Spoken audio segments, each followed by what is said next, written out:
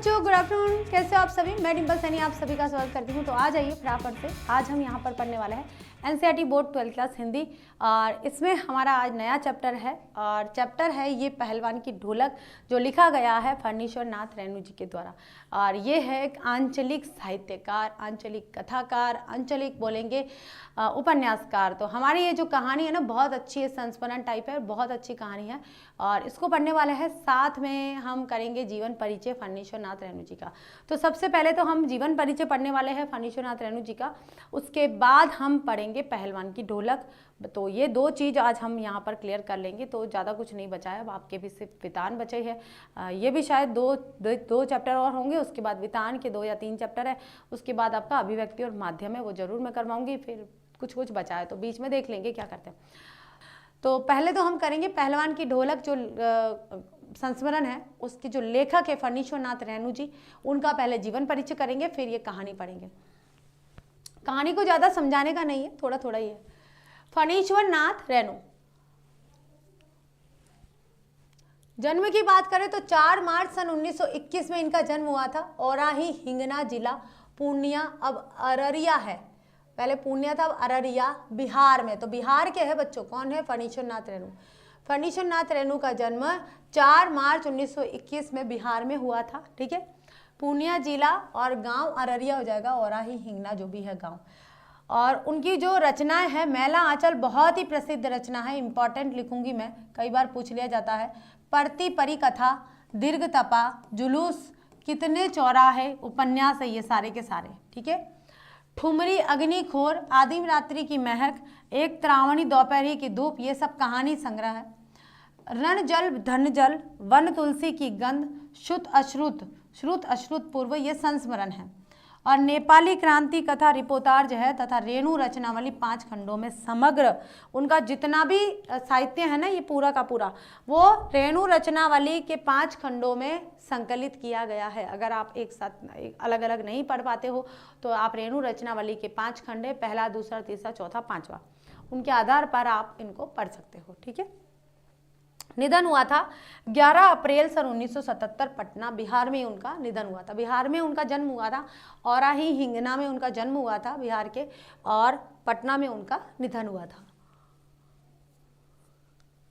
तो याद हो जाएगी बच्चों, 4 मार्च 1921 को उनका जन्म हुआ था और 11 अप्रैल 1977 को उनका निधन हुआ था। ठीक है, 1977 को शायद सुमित्रानंदन पंत जी का भी निधन हुआ था, 1977 को, जहाँ तक मुझे याद है।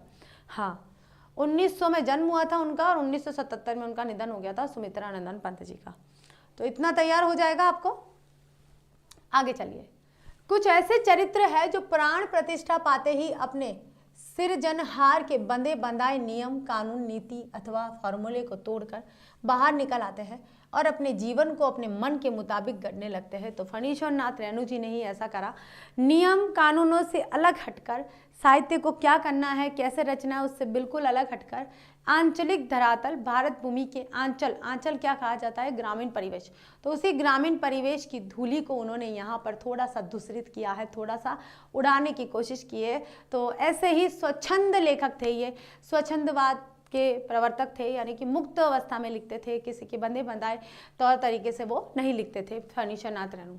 हिंदी साहित्य में आंचलिक उपन्यास के रूप में इन्हें आंचलिक उपन्यास कहा जाता है फणीश्वर नाथ रेणु का। ये याद रखिएगा कि आंचलिक उपन्यासकार के रूप में कौन प्रसिद्ध है भाई? फणीश्वर नाथ रेणु जी। या फणीश्वर नाथ रेणु जी का की प्रसिद्धि का एकमात्र कारण क्या है भाई? आंचलिक उपन्यास लिखना। ठीक है, उन्होंने जो उपन्यास लिखे हैं वो क्या है? आंचलिक धरातल, आंचलिक ग्रामीण परिवेश, ग्रामीण परिवेशों के विषयों को उन्होंने चुनकर उपन्यासों की रचना की है।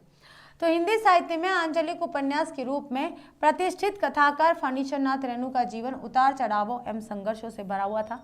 साहित्य के अलावा विभिन्न राजनीतिक एवं सामाजिक आंदोलनों में भी उन्होंने सक्रिय भागीदारी की। उनकी यह भागीदारी एक और देश के निर्माण में सक्रिय रही, तो दूसरी ओर रचनात्मक साहित्य को नया तेवर देने में सहायक रही। आगे देखिए, सन 1954 में उनका बहुचर्चित आंचलिक उपन्यास मैला आंचल प्रकाशित हुआ, जिसने हिंदी उपन्यास को एक नई दिशा दी। 1954 के पहले 1954 के पहले जितने भी उपन्यास थे उनकी जो रूपरेखा थी वो थोड़ी अलग थी, उनका धरातल था वो अलग था, उनका विषय तो था वो जो अलग था। अब 1954 में जब मेला आंचल प्रकाशित हुआ, उसके साथ में उपन्यास को नई दिशा मिली, नया तरीका मिला, नया लहका मिला। उस आधार पर अब उपन्यासों की रचना होने लगी। मतलब ये कहा जाता है ना, देखिए क्या होता है कि हम भी कभी कभी क्या होता है, एक ही ड्रेस पहनते हैं, बार बार एक ही तरीके के पहनते हम भी बोर हो जाते हैं, और फिर कुछ नयापन आता है तो एकदम अच्छा सा लगता है, फिर वो चलन हो जाता है। मतलब कि जैसे फैशन आता है, कपड़ों का फैशन आता है, या जो भी फैशन आता है, शादी में भी जो नए नए रीति रिवाज होते हैं, नए रिचुअल्स होते हैं, उनके फैशन आते हैं। जो फैशन है कुछ समय तक चलता है, कुछ समय तक उसका बहुत बोलबाला रहता है। फिर कोई एक विरला व्यक्ति होता है, अपना नया कदम उठाता है, नए तरीके का कोई रिवाज चालू कर देता है, या नए तरीका का कोई फैशन लागू कर देता है, तो वो फिर फैशन में आ जाता है। फिर पुराने तरीके को छोड़ दिया जाता है और नए तरीके को लागू कर दिया जाता है, फिर उसके अनुसार वो चलन चलता है। ऐसे ही साहित्य जगत में भी ऐसा होता है, जो चला आ रहा है उसके अनुसार चलते कुछ विरले लोग ऐसे होते हैं और कुछ विद्वान लोग ऐसे होते हैं, उसमें थोड़ी सी हलचल उत्पन्न करने के लिए अपना कुछ नया तरीका लेकर आ जाता है। तो फणीचंद नाथ रेणु ने भी ऐसा ही करा था। मेला आंचल के अंतर्गत उन्होंने आंचलिक उपन्यास की पूरी भूमिका अदा करी थी, किस तरह से उन्होंने ग्रामीण परिवेश को उकेरने की कोशिश करी थी। हिंदी जगत में आंचलिक उपन्यासों पर विमर्श मेला आंचल से ही प्रारंभ हुआ। आंचलिकता की अवधारणा ने कथा साहित्य में गांव की भाषा, संस्कृति और वहां के लोक जीवन को केंद्र में ला खड़ा किया। जो गांव को लोग भूल चुके थे ना, अब फणीचंद नाथ रेणु के माध्यम से उन गांवों की तरफ साहित्यकारों का रुझान होने लगा और उनकी लोक संस्कृति और जो उनका लोक जीवन था उनको उपन्यास, कहानी, संस्मरण आदि गद्य विधाओं का विषय बनाया जाने लगा।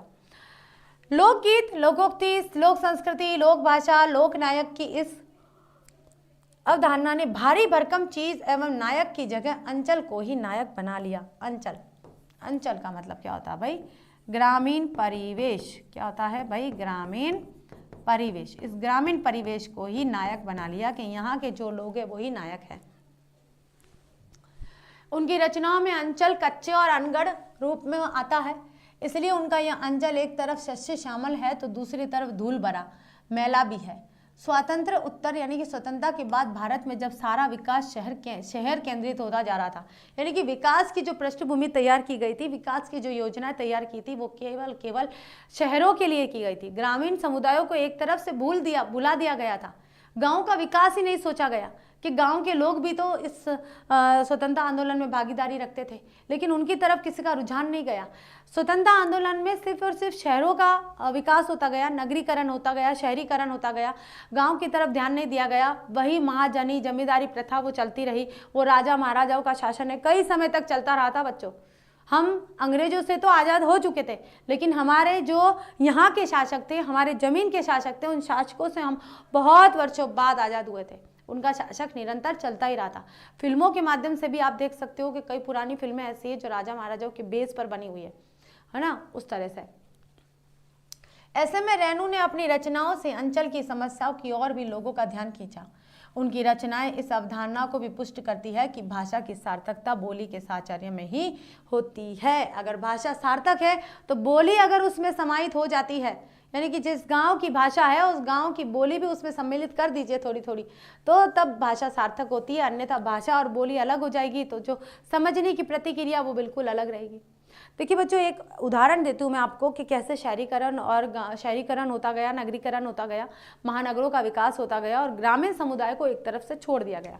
इसके लिए मैं आपको एक उदाहरण देती हूँ। देखिए, मैंने एक फिल्म देखी थी, फरिश्ते, बहुत अच्छी फिल्म थी।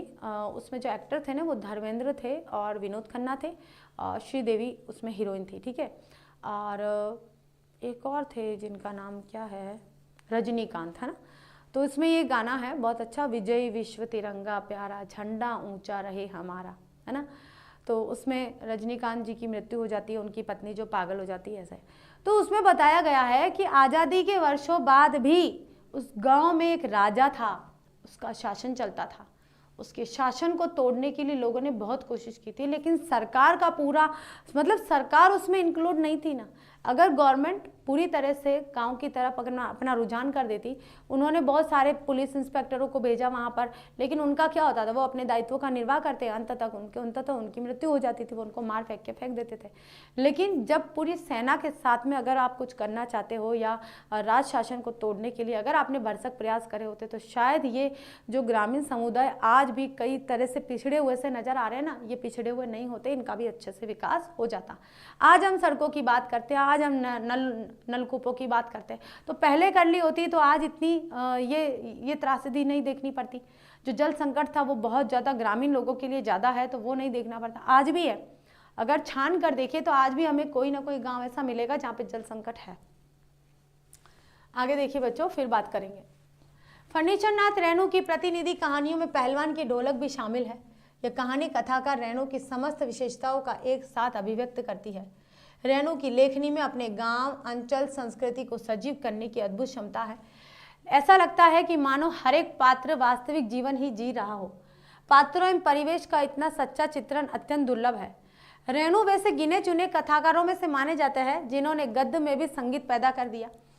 अन्यथा ढोलक की उठती गिरती आवाज और पहलवान के क्रियाकलापों का ऐसा सामंजस्य कहाँ देखने को मिलेगा, दुर्लभ है, यानी कि देखने को मिलना बहुत मुश्किल है। ठीक है, इन विशेषताओं के साथ रेणु की यह कहानी व्यवस्था के बदलने के साथ लोक कला और इसके कलाकार के अप्रासंगिक हो जाने की कहानी है। राजा साहब की जगह नए राजकुमार का आकर जम जाना से व्यक्तिगत सत्ता परिवर्तन नहीं, बल्कि जमीनी पुरानी व्यवस्था की पूरी तरह उलट जाने और उस पर सभ्यता के नाम पर एकदम नई व्यवस्था के आरोपित हो जाने का प्रतीक है। यानी कि राजा ने तो जो पहलवान था, लुट्टन पहलवान और उसके दोनों बच्चों को शरण दी थी, लेकिन राजा के बेटे ने आकर नए तरीके से शासन चलाया और सबको वहां से बाहर निकाल दिया। यह भारत पर इंडिया के छा जाने की समस्या है, जो लुट्टन पहलवान को लोक कलाकार के आसन से उठाकर पेट भरने के लिए हाय तौबा करने वाली निहरीता की भूमि पर पटक देती है। ऐसी स्थिति में गांव की गरीबी पहलवानी जैसे शौक को क्या पालती। फिर भी पहलवान जीवट ढोल के बोल में अपने आप को न सिर्फ जिलाए रखता था, बल्कि भूख व महामारी से दम तोड़ रहे गांव को मौत से लड़ने की ताकत भी देता रहता था। कहानी के अंत में भूख महामारी की शक्ल में आए मौत के षड्यंत्र पर जब अजय लुट्टन की भरी पूरी पहलवानी को फटे ढोल की पोल में बदल देते हैं, तो इस करुणा त्रासदी में लुट्टन हमारे सामने कई सवाल छोड़ जाता है। वह पोल हमारी व्यवस्था की है या नई व्यवस्था की? क्या कला की प्रासंगिकता व्यवस्था की मुखापेक्षी है अथवा उसका कोई स्वतंत्र मूल्य भी है? मनुष्यता की साधना और जीवन सौंदर्य के लिए लोक कलाओं को प्रासंगिक बनाए रखने हेतु तो हमारी क्या भूमिका हो सकती है? निश्चय यह पाठ हमारे मन में कई तरह के प्रश्न छोड़ जाता है। तो इस चैप्टर का सारांश तो आपने देख लिया है कि क्या क्या कैसे कैसे हमको देखना है, लुट्टन पहलवान क्या है, कैसे उसके जीवन की जो व्यथा है वो चली थी। अब यहाँ शुरू करते हैं हम पहलवान की ढोलक के। लुट्टन पहलवान ने, उसकी ढोलक ने क्या कर्तव्य दिखाया था, क्या चमत्कार दिखाया था। जाड़े का दिन, जाड़ा मतलब सर्दी, सर्दी का दिन, अमावस्या की रात, ठंडी और काली, मलेरिया और हैजे से पीड़ित गांव भयार्त शिशु की तरह, भयार्त यानी कि डरे हुए, क्या बोलेंगे इसे, डरे हुए शिशु की तरह थरथर कांप रहा था। मतलब सर्दी का दिन था, महामारी फैली हुई थी और अमावस्या की ठंडी काली रात थी, मलेरिया और हैजा फैला हुआ था। मलेरिया और हैजा महामारी थी। पहले इसका इलाज तो था लेकिन बहुत मुश्किल था। गांव में अगर हो जाता था तो गांव में शहर आने में बहुत मुश्किल होती थी। गांव में इस तरह की व्यवस्था नहीं थी, तो मलेरिया और हैजा से भी लोग बहुत मर जाते थे। और उस समय पूरा जो गाँव है ना, छोटे बच्चे की तरह काँप काँप कर डर रहा था। पुरानी और उजड़ी बांस फूस की झोपड़ियों में अंधकार और सन्नाटे का सम्मिलित साम्राज्य, अंधेरा और निस्तब्धता। निस्तब्ध का मतलब होता है शांति, बिल्कुल शांत वातावरण। कैसा था बच्चों? एकदम शांत। अंधेरी रात चुपचाप आंसू बहा रही थी और निस्तब्धता करुण सिसकियों और आहों को बलपूर्वक अपने हृदय में ही दबाने की चेष्टा कर रही थी। चेष्टा का मतलब हरकत। आकाश में तारे चमक रहे थे, पृथ्वी पर कहीं प्रकाश का नाम नहीं था। क्यों नहीं था? क्योंकि अमावस्या की रात थी। चंद्रमा पूर्ण रूप से अदृश्य हो चुका था, छिप चुका था। आकाश से टूटकर यदि कोई भावुक तारा पृथ्वी पर जाना भी चाहता तो उसकी ज्योति शक्ति रास्ते में ही शेष हो जाती। अन्य तारे उसकी भावुकता अथवा असफलता पर खिलखिलाकर हंस पड़ते थे कि आकाश के टूटकर अगर उस गांव में रोशनी करने के लिए कोई तारा हरकत भी करता था तो वो आधे रास्ते में जाकर ही ओझल हो जाता था, बाकी तारे उस पर हंसी करते थे। सियारों का क्रदन, सियार क्या होते हैं, जो भेड़िए लोमड़ी टाइप होते हैं ना, वो सियार होते हैं। सियारों का क्रदन यानी कि उनका चिल्लाना और पेचक की डरावनी आवाज कभी कभी निस्तब्धता को अवश्य भंग कर देती थी। गांव की झोपड़ियों से कराहने, कराहने का मतलब क्या होता है, दर्द से चिल्लाना, दर्द भरी आवाज। कराहने का मतलब क्या होता है बच्चों, दर्द भरी आवाज।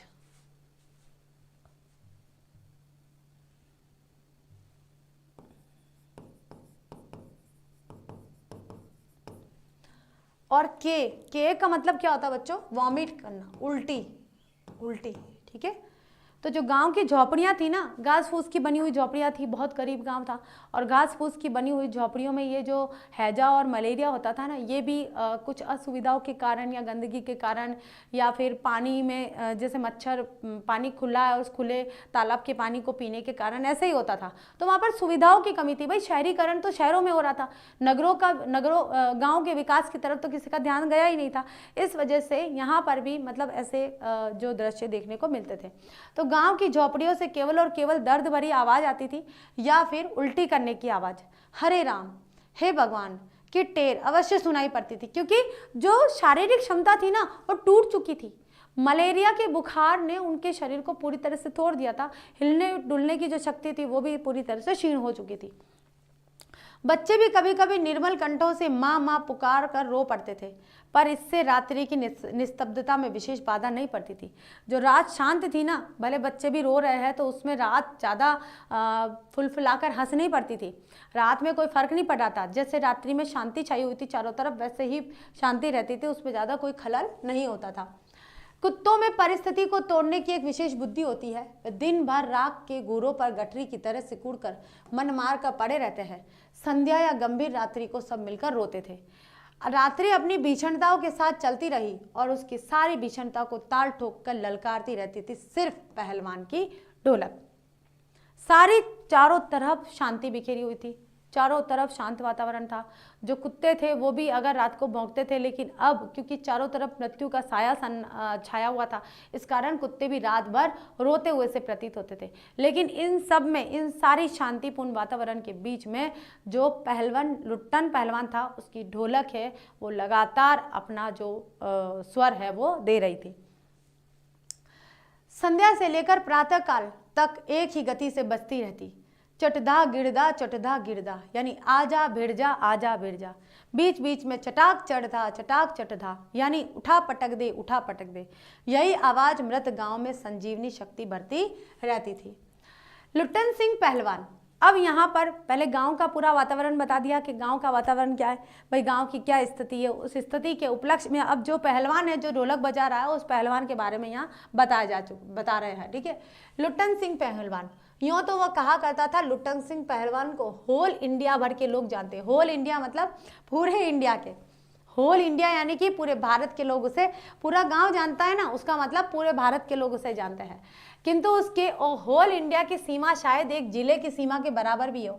जिले भर के लोग उसके नाम से अवश्य परिचित थे। जिला मतलब एक डिस्ट्रिक्ट तो उसे जानता ही था लुट्टन पहलवान को। लुट्टन के माता पिता उसे 9 वर्ष की उम्र में ही अनाथ बनाकर चल बसे। सौभाग्यवश शादी हो चुकी थी, वरना वह भी माँ बाप का अनुसरण करता।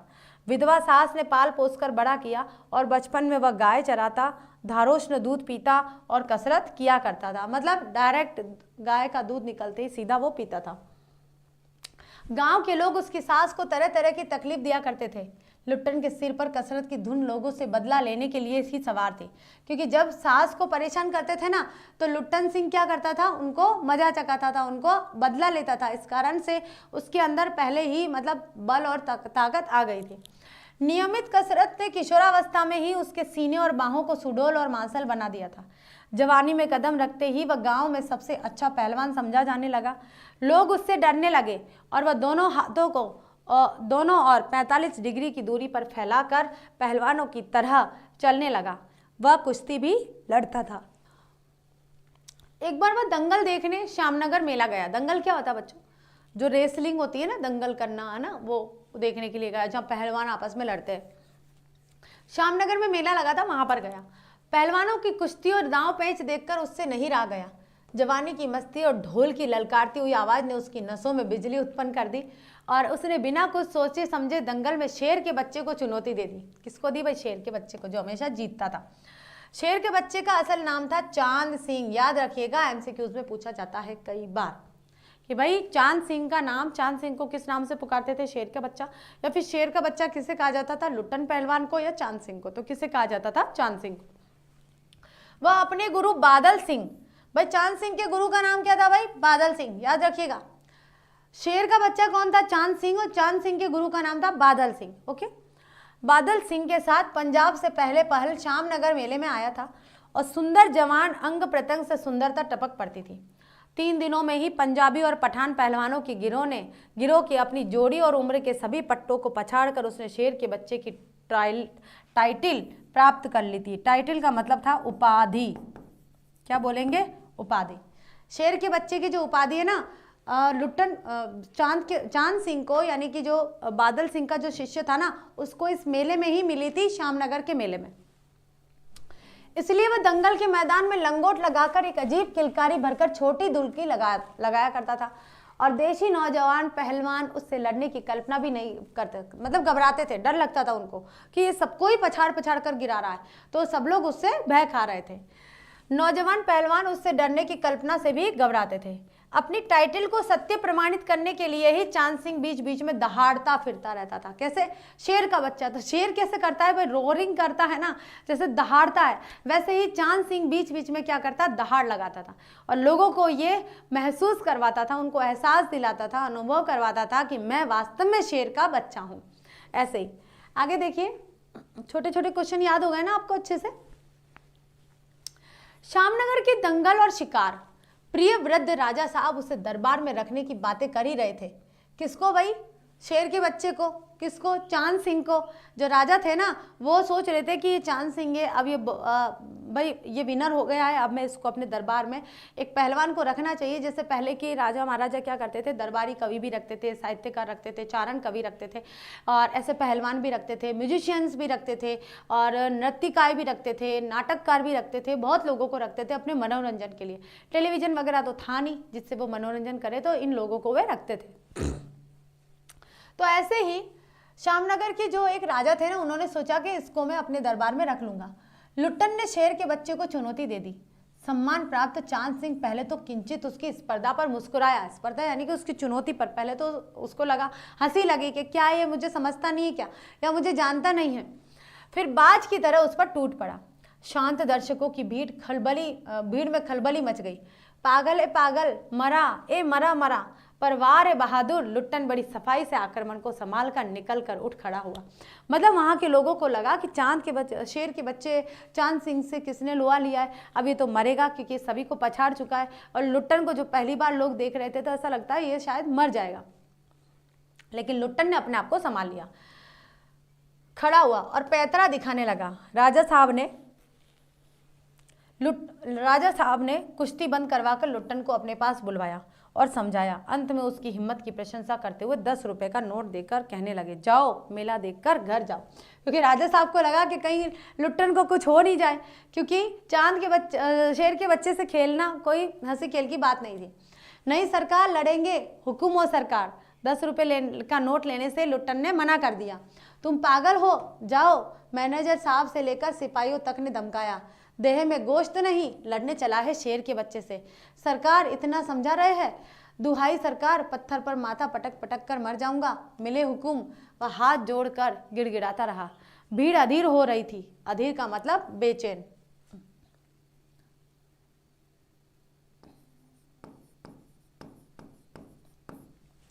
बाजे बंद हो गए। पंजाबी पहलवानों की जमायत क्रोध से पागल होकर लुट्टन पर गालियों की बौछार कर रही थी। क्यों? क्योंकि जो चांद सिंह था ना, वो पंजाबी था, इसलिए। दर्शकों की मंडली उत्तेजित हो रही थी। कोई कोई लुट्टन के पक्ष में चिल्ला उठता था, उसे लड़ने दिया जाए। अकेला चांद सिंह मैदान में खड़ा व्यर्थ मुस्कुराने की चेष्टा कर रहा था। पहली पकड़ में ही अपने प्रतिद्वंदी की शक्ति का अंदाजा उसे मिल गया था। उसको पता चल गया था कि ये कोई हल्का फुल्का व्यक्ति नहीं है, ये तो शायद मुझे हरा सकता है। विवश यानी मजबूर होकर राजा साहब ने आज्ञा दे दी, लड़ने दो भाई, चलो इसकी मर्जी पूरी करने दो, जो होगा देखा जाएगा। बाजे बजने लगे, दर्शकों में फिर उत्तेजना फैली, कोलाहल बढ़ गया। मेले के दुकानदार दुकान बंद करके दौड़े। चांद सिंह की जोड़ी चांद की कुश्ती हो रही है। चांद सिंह की जोड़ी चांद की कुश्ती हो रही है। चटदा गिरदा भरी आवाज में एक ढोल जो अब तक चुप था बोलने लगा, ढाक डिना ढाक डिना ढाक डिना, अर्थात वाह पट्टे वाह पट्टे वाह पट्टे। लुट्टन को चांद ने कसकर दबा लिया था। पहले चांद सिंह ने उसको मात दे दी थी। अरे गया गया, दर्शकों ने तालियां बजाई। हलवा हो जाएगा हलवा, हंसी खेल। नहीं, शेर का बच्चा है बच्चू, चटदा गिरदा, मत डरना मत डरना मत डरना। अब ये क्या हो रहा था ये भी आपको अभी पता चलेगा। लुट्टन की गर्दन पर केहूनी डालकर चित्त करने की कोशिश कर रहा था। वहीं दफना दे बहादुर, बादल सिंह अपने शिष्य को उत्साहित कर कर बोल रहा था। तो चांद सिंह के गुरु का नाम क्या था? बादल सिंह। तो बादल सिंह क्या था, भाई वहीं दफना दे इसको, वहीं पर चित्त कर दे, ठीक है, वहीं पर उसको मार दे। लुट्टन की आंखें बाहर निकल रही थी, उसकी छाती फटने फटने को हो रही थी। राजमत बहुमत चांद के पक्ष में था, मतलब कि पूरी जनता भी और राजमत राजा भी था, सभी लोग चांद के पक्ष में बोल रहे थे। अभी तक लुट्टन के पक्ष में कोई नहीं था, सभी चांद को शाबाशी दे रहे थे। लुट्टन के पक्ष में सिर्फ ढोल की आवाज थी कि चटदा गिरदा, है ना, मत डर मत डरना मत डरना मत डरना। तो वो डर नहीं रहा था, सिर्फ उसको ढोल की आवाज से प्रेरणा मिली, जिसकी ताल पर वह अपनी शक्ति दांव पेच की परीक्षा ले रहा था, अपनी हिम्मत को बढ़ा रहा था। अचानक ढोल की एक पतली आवाज सुनाई दी, धाक दिना तिरकट दिना, धाक दिना तिरकट दिना। लुट्टन को स्पष्ट सुनाई पड़ा कि ढोल कह रहा है कि दांव काटो बाहर हो जाओ, दांव काटो बाहर हो जाओ। अब देखिए, लोगों की शब्दों की प्रेरणा तो सभी लेते हैं, ढोल की प्रेरणा कोई ले पाता है, लेकिन देखिए जो कलाकार होते हैं ना बच्चों, वो कला के माध्यम से ही प्रेरणा लेते हैं। लोगों के आश्चर्य की सीमा नहीं रही। लुट्टन दांव काटकर बाहर निकला और तुरंत लपक कर उसने चांद की गर्दन को पकड़ लिया। वाह रे मिट्टी के शेर, अच्छा बाहर निकल आया, इसलिए तो जनमत बदल रहा है। अब जो लोग पहले चांद सिंह यानी कि शेर के बच्चे को वो जिंदाबाद जिंदाबाद जो भी हूटिंग कर रहे थे, जो भी बोल रहे थे, वो सारा का सारा जनमत कहाँ चला गया? अब लुट्टन के पक्ष में चला गया। जो जनमत है ना, वो दोगला टाइप होता है थोड़ा सा, मतलब कभी इधर कभी इधर। मोटी और भोंडी आवाज वाला ढोल बजा था, चटाक चढ़दा, उठा पटक दे। लुट्टन ने चालाकी से दांव और जोर लगाकर चांद को जमीन पर दे मारा। धिना धिना दिग धिना, अर्थात चित करो। लुट्टन ने अंतिम जोर लगाया, चांद सिंह चारों खाने चित हो गया। धा गिड़, वाह बहादुर वाह बहादुर वाह बहादुर। अब चांद सिंह को किसी के और मतलब किसी और के उत्साहित करने की जरूरत नहीं थी। कोई उनको लुट्टन को कोई और उत्साहित करे, इसकी उसको कोई आवश्यकता नहीं थी। ढोल ने उसको प्रेरणा दी थी और ढोल ने उसको उत्साहित कर दिया। जो भी प्रोत्साहन देना था वो उसको ढोल ने ही दे दिया था। जनता यह स्थिर नहीं रह सकी कि किसकी जय ध्वनि की जाए। फलत अपनी अपनी इच्छानुसार किसी ने माँ दुर्गा की, महावीर जी की, कुछ ने राजा श्यामानंद की जय ध्वनि की और अंत में सम्मिलित जय से आकाश गूंज उठा। अब किसकी जय करे, चांद सिंह की करे या लुट्टन सिंह की करे? ठीक है। विजयी लुट्टन कूदता फांदता ताल ठोकता सबसे पहले बाजे वालों की ओर दौड़ा और ढोलों को श्रद्धापूर्वक प्रणाम किया। फिर दौड़कर उसने राजा साहब को गोद में उठा लिया। राजा साहब के कीमती कपड़े मिट्टी में सन गए। मैनेजर साहब ने आपत्ति की, हैं अरे, किंतु राजा साहब ने स्वयं को उसे छाती से लगाकर गदगद होकर कहा, जीते रहो बहादुर, तुमने मिट्टी की लाज रख ली है।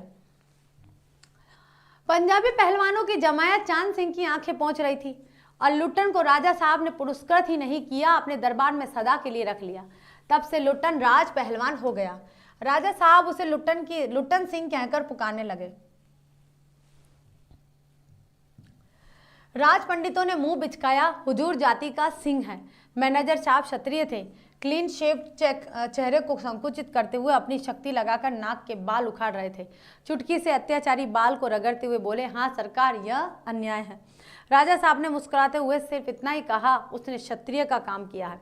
कि भाई तुम क्षत्रिय कह रहे हो अपने आप को, लुट्टन भले ही निचली जाति का है, लेकिन उसने काम कैसा किया? क्षत्रिय का काम किया है। तो जो जैसा काम करेगा वैसा उसको पदभार मिलेगा। उसी दिन से लुट्टन सिंह पहलवान की कीर्ति दूर दूर तक फैल गई।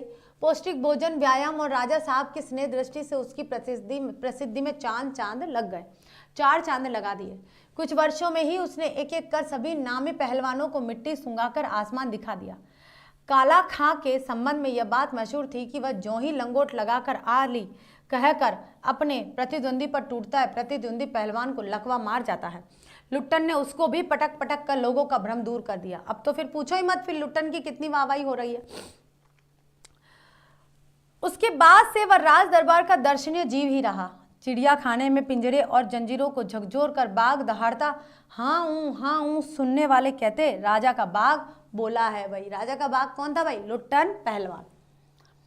ठाकुरबाड़े के सामने पहलवान गरजता, महावीर लोग समझ लेते पहलवान बोला। मेलों में यह वह घुटने तक लंबा चोगा पहने अस्त व्यस्त पगड़ी बांधकर मतवाले हाथी की तरह झूमता चलता। दुकानदारों को चूहल करने की सूझती। हलवाई अपनी दुकान पर बुलाता, पहलवान काका ताजा रसगुल्ला बना है, जरा नाश्ता कर लो।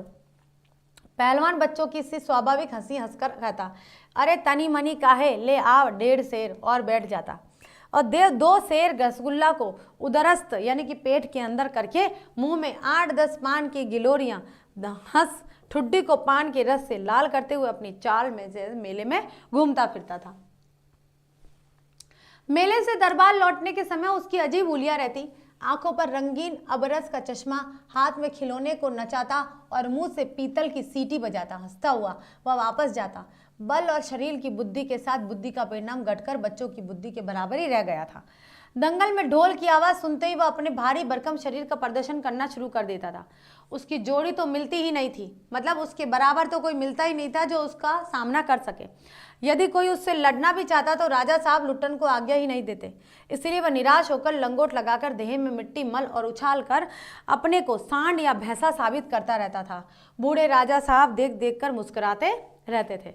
तो ये लुट्टन की जिस कहानी की हमने शुरुआत एक मलेरिया और हैजे से बीमार पूरे गांव के साथ की थी, जिसमें लुट्टन के पहलवान की जो ढोलक है वो थोड़ी सी जीवंतता पूरे गांव में बिखेर रही थी, उस लुट्टन पहलवान के जीवन की गाथा यहाँ पर बताई जा रही है। जो ही 15 वर्ष बीत गए, पहलवान अजय रहा। वह दंगल में अपने दोनों पुत्रों को लेकर उतरता था। पहलवान की सास पहले ही मर चुकी थी। पहलवान की स्त्री भी 2 पहलवानों को पैदा करके स्वर्ग सिधार गई थी। दोनों लड़के पिता की तरह गठीले तगड़े थे। दंगल में दोनों को देखकर लोगों के मुंह से अनायास ही निकल पड़ता, वाह बाप से भी बढ़ के दोनों बेटे निकलेंगे। दोनों ही लड़के राज दरबार के भावी पहलवान घोषित हो चुके थे, अतः दोनों का भरण पोषण दरबार से ही हो रहा था। प्रतिदिन प्रातःकाल पहलवान स्वयं ढोलक बजा बजाकर दोनों से कसरत करवाता। दोपहर में लेटे लेटे दोनों को सांसारिक ज्ञान की शिक्षा भी देता। समझे, ढोलक की आवाज पर पूरा ध्यान देना। जिस तरह से लुट्टन पहलवान ने ढोलक की आवाज का ध्यान दिया था ना, उसी प्रकार से वो अपने पुत्रों को भी कहता था कि ढोलक की आवाज पर ही तुम्हें ध्यान देना है। हाँ, मेरा गुरु कोई पहलवान नहीं, यही ढोल है, समझे। वो अपने बच्चों को बता रहा है लुट्टन पहलवान। ढोल की आवाज के प्रताप से ही मैं पहलवान हुआ। दंगल में उतर कर सबसे पहले ढोलों को प्रणाम करना, समझे। ऐसी बहुत सी बातें वह कहा करता। फिर मालिक को कैसे खुश रखा जाता है, वह कैसा व्यवहार करना चाहिए आदि की शिक्षा वह नित्य दिया करता था। नित्य मतलब रोज। किंतु उसकी शिक्षा दीक्षा सब किए कराए एक दिन पानी फिर गया। वृद्ध राजा स्वर्ग सिधार गए। नए राजकुमार ने विलायत से, विलायत का मतलब होता है विदेश, ठीक है, विदेश से आते ही राज्य को अपने हाथ में ले लिया और राजा साहब के समय शिथिलता आ गई थी, राजकुमार के आते ही दूर हो गई। बहुत से परिवर्तन हुए। उन्हीं परिवर्तनों की चपेट घात में पड़ा पहलवान भी। दंगल का स्थान घोड़े की रेस ने ले लिया था। तो दंगल हमारा आंचलिक कहेंगे, ग्रामीण समुदाय का एक खेल कहेंगे या एक मनोरंजन तथ्य कहेंगे, लेकिन घोड़े की रेस क्या है, विदेशी है। तो वही राजा के जो बेटे थे वो विदेश में पढ़कर आए, तो विदेश में जो उन्होंने देखा मनोरंजन के साधन के रूप में, वो उन्होंने अपने गांव में लिया। पहलवान तथा दोनों भावी पहलवानों का दैनिक भोजन व्यय सुनते ही राजकुमार ने कहा, टेरिबुल। नए मैनेजर साहब ने कहा, हॉरिबुल। पहलवान को साफ जवाब मिल गया कि राज दरबार में उसकी आवश्यकता नहीं है। उसको गिड़गिड़ाने का मौका भी नहीं दिया गया। उसी दिन वह ढोलक कंधे से लटकाकर अपने दोनों पुत्रों के साथ अपने गांव फिर से लौट चला और वहां आकर रहने लगा। गांव के एक छोर पर गांव वालों ने एक झोपड़ी बांध दी। वहीं रहकर वह गांव के नौजवानों और चरवाहों को कुश्ती सिखाने लगा। खाने पीने का खर्च गांव वालों की ओर से बंधा हुआ था। सुबह शाम वह स्वयं ढोलक बजाकर अपने शिष्यों और पुत्रों को दांव पेज वगैरह सिखाया करता था। गांव के किसान और खेतिहर मजदूर के बच्चे भला क्या खाकर कुश्ती सीखते। धीरे धीरे पहलवान का स्कूल खाली पड़ने लगा। अंत में अपने दोनों पुत्रों को ही वह ढोलक बजा बजा कर लड़ाता रहा और सिखाता रहा। दोनों लड़के दिन भर मजदूरी करके जो कुछ भी लाते उसी में गुजर होती रही। अकस्मात, अकस्मात मतलब अचानक, अचानक गांव पर यह वज्रपात हुआ। पहले अनावृष्टि, अनावृष्टि का मतलब होता है अकाल, ठीक है। पहले तो अकाल पड़ गया भाई, पानी की कमी, फिर अन्न की कमी हो गई। भाई पानी नहीं आएगा तो फसल नहीं होगी, फसल नहीं होगी तो अन्न कहाँ से आएगा, है ना। अन्न की कमी हो गई और मलेरिया और हैजे ने मिलकर गांव को बुनना शुरू कर दिया। अब मलेरिया और हैजा आ गया, क्यों? क्योंकि पानी की कमी हुई तो, और पानी की कमी के कारण जो जीव मर रहे थे उनके, और कुछ जीव ऐसे थे जो पानी में मर गए थे, तो तालाब वगैरह में थोड़ा बहुत पानी होगा, उस पानी को पिया किसी ने, मलेरिया हुआ, फिर धीरे धीरे धीरे ये जो बीमारी है वो बढ़ती गई। तब गांव प्राय सूना हो चला था, घर के घर खाली पड़ गए। रोज 2-3 लाशें उठने लगी, लोगों में खलबली मची हुई थी। दिन में तो कलरव, हाहाकार और हृदय विदारक रुदन, मतलब जिनके घर में मौत हो जाती थी वो पूरा टाइम रोते ही रोते रहते थे। उनके भी घर वाले बीमार थे और वो भी कराते रहते, दिन भर वो रोते रहते थे। लेकिन रात में रुदन के बावजूद भी लोगों के चेहरे पर कुछ प्रभा दृष्टिगोचर होती थी। प्रभा यानी कि कुछ चमक, थोड़ी बहुत चमक रहती थी दिन में, कि दिन में तो एक तरह का जीवंत वातावरण करने की कोशिश करते।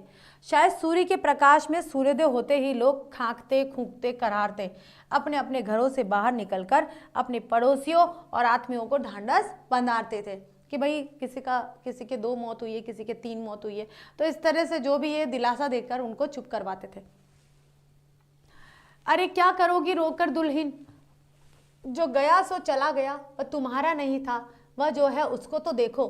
भैया घर में मुर्दा रख के कब तक रोगे, कफन की क्या जरूरत है, दे आओ नदी में, इत्यादि। किंतु सूर्यास्त होते ही जब अपनी अपनी झोपड़ियों में घुस जाते तो चूं भी नहीं करते, उनकी बोलने की शक्ति भी जाती रहती थी। पास में दम तोड़ते हुए पुत्र को अंतिम बार बेटा कहकर पुकारने की भी हिम्मत माताओं में नहीं होती थी।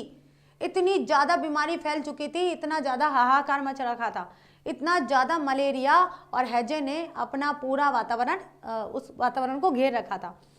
रात्रि की विभीषिका को सिर्फ पहलवान की ढोलक, रात्रि की जो विभीषिका थी ना, विभीषिका मतलब रात्रि का जो प्रताप था, या जो उसका असर था, या जो उसका बुरा प्रभाव, इसको कहेंगे हम बुरा प्रभाव, सिर्फ पहलवान की ढोलक ही ललकार कर चुनौती देती रहती थी। क्योंकि पहलवान की ढोलक है वो रोज बजती रहती थी। पहलवान संध्या से सुबह तक चाहे जिस ख्याल से ढोलक बजाता हो, किंतु गांव के अर्धमृत, आधे मरे हुए औषधि उपचार कराने के रास्ते में विहीन प्राणियों में वह संजीवनी की शक्ति भरती थी। विहीन यानी कि जिनके पास किसी प्रकार का कोई दवाई दारू नहीं पहुंच रही थी, किसी प्रकार का कोई इलाज नहीं पहुंच रहा था, उन गांव के लोगों में संजीवनी शक्ति, जीवन की शक्ति बनने की कोशिश करती थी वो ढोलक। बूढ़े बच्चे जवानों की शक्तिहीन आंखों के आगे दंगल का दृश्य नाचने लगता था। जैसे ही पहलवान ढोलक बजाता, सबके आंखों में वो दंगल का दृश्य, और वो दंगल क्या होता था, वीर रस प्रधान होता था। और वीर रस प्रधान में क्या होता था बच्चों, उत्साह आ जाता था, तो ऑटोमेटिकली वो थोड़े से अच्छे चुस्त दुरुस्त से लगते थे। स्पंदन शक्ति शून्य स्नायु में भी बिजली दौड़ जाती थी। अवश्य ही ढोलक की आवाज में न तो बुखार हटाने का कोई गुण था और न महामारी की सर्वनाश करने की, रोकने की शक्ति। पर इसमें संदेह नहीं कि मरते हुए प्राणियों को आंसू मूंदते समय कोई तकलीफ नहीं होती थी। मृत्यु से वे डरते नहीं थे। जिस दिन पहलवान के दोनों बेटे क्रूर काल की चपेट घात में पड़े, यानी कि उनको भी हैजा और मलेरिया हो गया, असह्य वेदना से छटपटाते हुए दोनों ने कहा, बाबा उठा पटक दो वाला ताल बजाओ। कि अब दर्द सहन नहीं हो रहा था।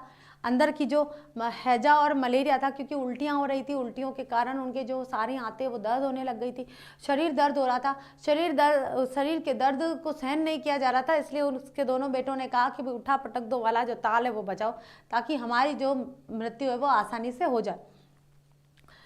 चटाक चढ़ दा सारी रात ढोलक पीटता रहा पहलवान। बीच बीच में पहलवानों की भाषा में उत्साहित भी करता था, मारो बहादुर। प्रातःकाल उसने देखा उसके दोनों बच्चे जमीन पर निस्पंद पड़े हैं, मतलब बिना किसी हलचल के। दोनों पेट के बल पड़े हुए थे। एक ने दांत से थोड़ी मिट्टी खोद ली थी। एक लंबी सांस लेकर पहलवान ने मुस्कुराने की चेष्टा की। दोनों बहादुर गिर पड़े।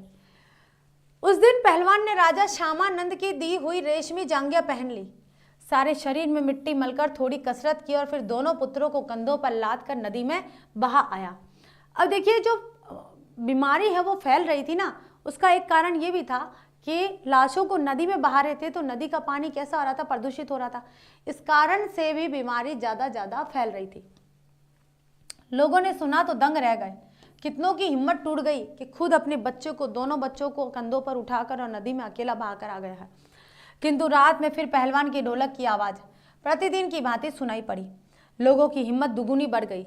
संतप्त पिता माताओं ने कहा, दोनों पहलवान बेटे मर गए, पर पहलवान की हिम्मत तो देखो, 1.5 हाथ का कलेजा है भाई, इसका जीव बहुत बड़ा है कि दोनों बच्चे मर गए फिर भी उसके अंदर बिल्कुल भी रुदन वगैरह नहीं हो रहा है और ये अभी भी ढोलक बजा रहा है। हिम्मत की बात कर रहे थे वो। 4-5 दिनों बाद एक रात को ढोलक की आवाज़ नहीं सुनाई पड़ी, ढोलक नहीं बोली। पहलवान ने कुछ दिलेर किंतु रुग्ण शिष्यों ने प्रातःकाल जाकर देखा, पहलवान की लाश चित पड़ी है। आंसू पहुँचते हुए एक ने कहा, गुरुजी कहा करते थे कि जब मैं मर जाऊं तो चिता पर मुझे चित नहीं, पेट के बल सुलाना। मैं जिंदगी में कभी चित नहीं हुआ और चिता सुलगाने के समय ढोलक बजा देना। वह आगे बोल न सका। तो बच्चों, ये है हमारी पूरी कहानी और आंचलिक धरातल से ली गई है। काफ़ी करुण रस प्रधान कहानी कहेंगे हम इसको, क्योंकि इसके आगे न किसी के पास शायद शब्द होंगे कि और क्या कहा जाए। ऐसी महामारी हुआ करती थी। हमारा देश भले ही आज़ाद हो चुका था, भले ही विकास कर रहा था, लेकिन जिन लोगों को इस विकास की आवश्यकता थी वो विकास वहाँ तक नहीं पहुँच पाया था। तो फाइनली बच्चों, हमने आज यहाँ पर जीवन परिचय फणीश्वरनाथ रेणु जी का, साथ में उनकी जो कहानी है वो पढ़ी है। तो दोनों आज बस इतना ही हो पाएगा क्योंकि टाइम की कमी है और टाइम की कमी होने के कारण क्वेश्चन आंसर में नहीं करवा पाऊंगी कि क्वेश्चन आंसर में फिर एक लेक्चर की ज़रूरत पड़ेगी मुझे, ज़्यादा फिर क्या हौच पौच हो जाएगा। तो कहानी कैसी लगी आपको ज़रूर बताइएगा। फणीश्वरनाथ रेणु जी का जो जीवन परिचय वो ज़रूर याद करिएगा बच्चों, और इस कहानी में जो पात्र हैं उन पात्रों के बारे में भी ज़रूर आपको याद करना है। जैसे चांद सिंह कौन है भाई, शेर का बच्चा किसे कहा जाता था, ये कई बार क्वेश्चन आ चुका है कि शेर का बच्चा किसे कहा जाता था, लुट्टन पहलवान को या चांद सिंह को या बादल सिंह को या फिर किसी को नहीं, तो किसे कहा जाता था, चांद सिंह को। अब भाई चांद सिंह का जो गुरु है वो कौन था भाई, बादल सिंह था। लुट्टन पहलवान कौन से राजा के दरबार में पहलवान था भाई, राज पहलवान हो गया था, तो श्यामानंद नाम का एक राजा था उसके दरबार में। और किसने भाई उसको पहलवानी से हटा दिया था, उसका जो बेटा है विलायत से आया था उसने। अब पहलवानी का स्थान किसने ले लिया था भाई, रेस के घोड़ों ने ले लिया था। ठीक है, तो ये छोटी छोटी चीज़ें हैं ना, ये आपको याद रखनी है। और लुट्टन पहलवान के कितने बेटे थे, 2 बेटे थे। ठीक है, अब लुट्टन पहलवान की पहले मृत्यु हुई थी, अब दोनों बेटों की हुई थी। तो पहले दोनों बेटों की मृत्यु हुई थी, फिर लुट्टन पहलवान की हुई थी।